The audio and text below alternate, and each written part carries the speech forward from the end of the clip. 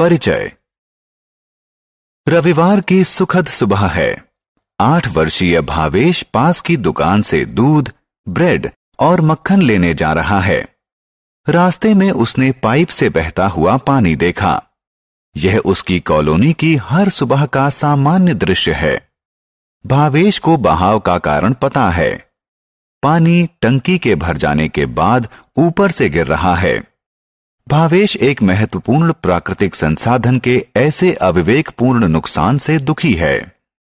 आइए प्राकृतिक संसाधनों और उनके महत्व के बारे में जानें।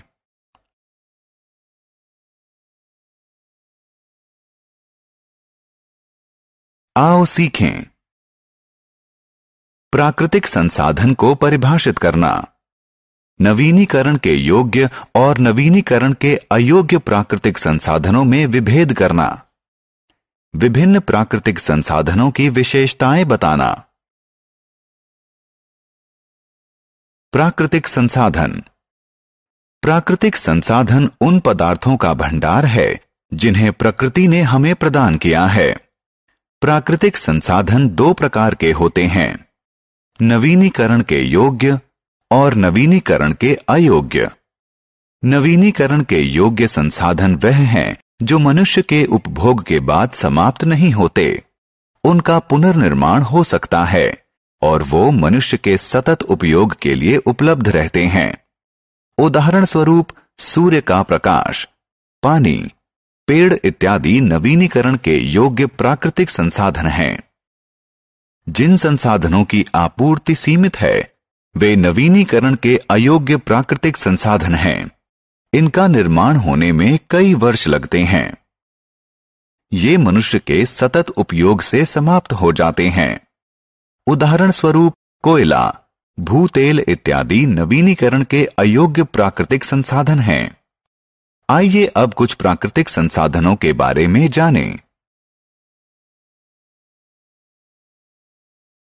सूर्य का प्रकाश। सूर्य एक तारा है जो हमें ऊष्मा और प्रकाश देता है। यह एक महत्वपूर्ण प्राकृतिक संसाधन है। पादप सूर्य के प्रकाश का प्रयोग भोजन निर्माण में करते हैं। सूर्य के बिना पृथ्वी बहुत ही ठंडी, अंधेरी होगी और इस पर जीवन संभव नहीं होगा। वायु। वायु एक अन्य महत्वपूर्ण प्राकृतिक संसाधन है। वायु गैसों की सम्मिश्रण होती है। इसमें मुख्यतः नाइट्रोजन, ऑक्सीजन और कार्बन डाइऑक्साइड होती है। सभी सजीव प्राणियों के अस्तित्व के लिए ऑक्सीजन आवश्यक है। जल। पृथ्वी का 70% भाग जल से ढका हुआ है। जल भी एक आवश्यक प्राकृतिक संसाधन है। यह मनुष्यों, पशुओं और पादपों के जीवन के लिए आवश्यक है।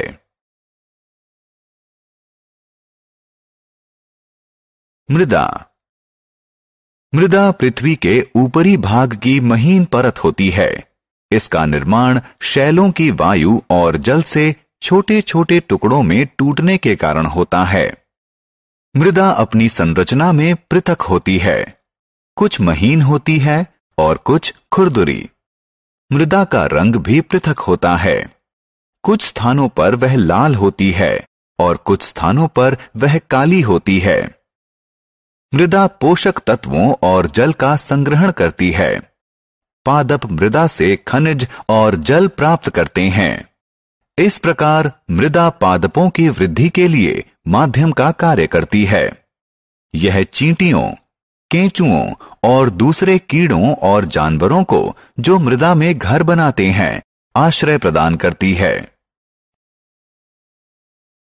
वन। वन वृक्षों द्वारा घिरे हुए बहुत बड़े भूभाग को कहते हैं। यह भी एक महत्वपूर्ण प्राकृतिक संसाधन है। वन हमें ऑक्सीजन प्रदान करते हैं। वन वर्षा कराने में भी सहायता करते हैं।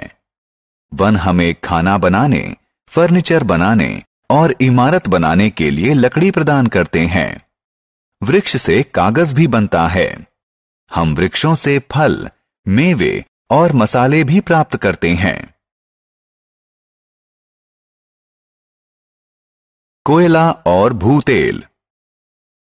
कोयला और भूतेल जीवाश्म ईंधन है जिनके निर्माण में कई साल लगते हैं। ये उन वृक्षों से बनते हैं जो मृदा में दब गए हों। ये नवीनीकरण के अयोग्य होते हैं क्योंकि इनकी आपूर्ति सीमित है और मनुष्य द्वारा इनके अति उपयोग से ये समाप्त हो सकते हैं। हमने क्या चर्चा की? प्राकृतिक संसाधन उन पदार्थों का भंडार है जिन्हें प्रकृति ने हमें प्रदान किया है। प्राकृतिक संसाधन दो प्रकार के होते हैं, नवीनीकरण के योग्य और नवीनीकरण के अयोग्य। नवीनीकरण के योग्य प्राकृतिक संसाधन मनुष्य के उपयोग द्वारा समाप्त नहीं होते, जैसे सूर्य का प्रकाश, जल और वृक्ष इत्यादि। नवीनीकरण के अयोग्य प्राकृतिक संसाधन की आपूर्ति सीमित होती है। वे मनुष्य के सतत उपयोग से समाप्त हो सकते हैं। उदाहरण स्वरूप कोयला और भूतेल इत्यादि।